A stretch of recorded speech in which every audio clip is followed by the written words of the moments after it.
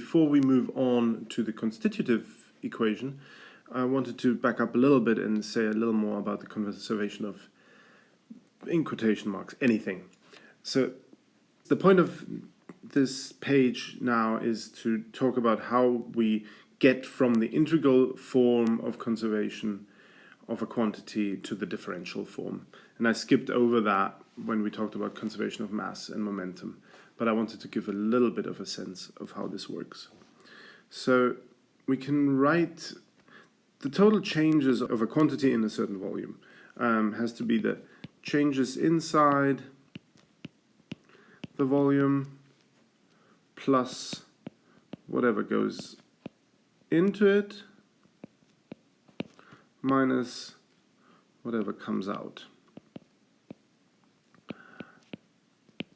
And so we can write this as d by dt, and now we do the volume integral over some quantity v, and so this is a material volume, and we write the changes inside as a integral over the some source term s dv, and then the what goes in and what comes out is concerned with flux through the surface boundary.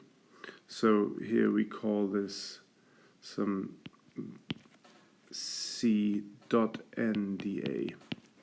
Yeah, so this would be the flux through the surface boundary. And in that case, C is surface sinks or sources, and S here is volume sinks or sources.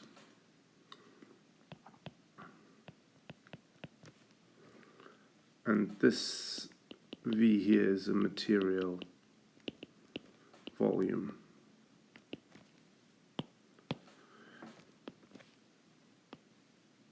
Now we have two volume integrals and one surface integral, but using Gauss's divergence theorem we can actually write this surface integral also as a volume integral. So this this third term here is V, and it's just the divergence of C dV. Now we can express the left-hand side slightly different using Reynolds' theorem. So let's say we'll use Reynolds here.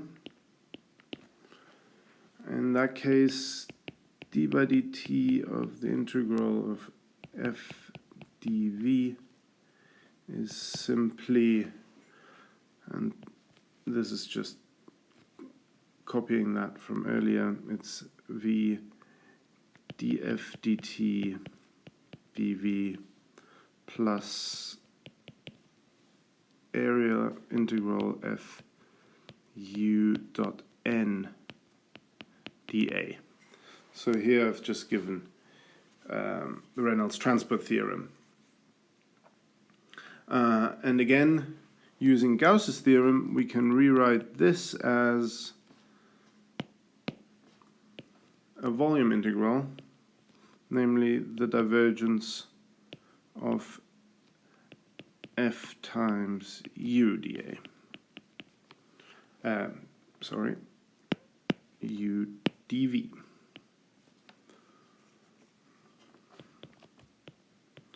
This term here doesn't change. Okay. The divergence term over here we can express as u dot grad f plus f times the divergence of u. So let me spell this out.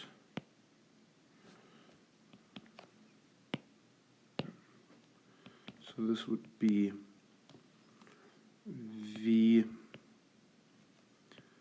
df dt plus u dot grad f plus F divergence of U. Yeah, so that term splits into these two, dV. And now we realize that these two terms really are just the material derivative dF dt. So now we can write equation 1 up here. Let's write equation 1, bring the right hand side of equation 1, so terms 2 and 3, over to the left hand side, and then we just have one volume integral, namely dF dt plus F divergence of U. So that's from equation 2 here. That's equation 2. And then minus S minus divergence of C, and that's from equation 1 up top. dV is 0. And for an integral over a finite volume V to be 0 for all cases, the integrand itself has to be 0. And that is how we get to our differential form. Integrand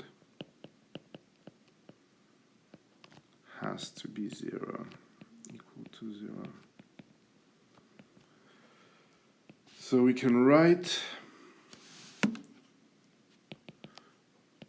dF dt plus F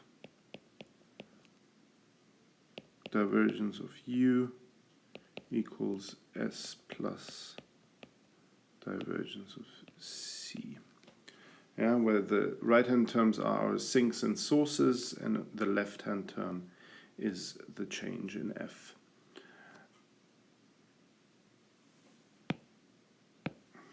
And this is our differential form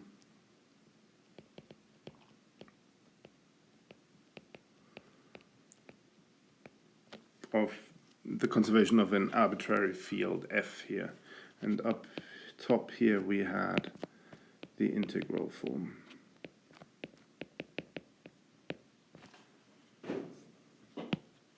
So let's copy this onto the next page. And I'll talk quickly about what examples we have for these different F, S, and C values. F, S, and C.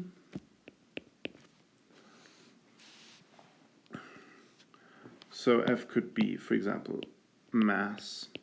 We've had that already. In that case, there is no volume sources or sinks. There's also really no surface sources or sinks, since F is integrated over a material volume, so mass is conserved. So the right-hand side is 0, as we showed a couple of lectures ago. What about salt, for example? Salt can have sources like rain and evaporation in the S term, and then out of the boundary you could have, for example, diffusion across the surface boundary. Another example is heat. Heat would dissipate within the volume, and then it can also diffuse out of the volume or radiate.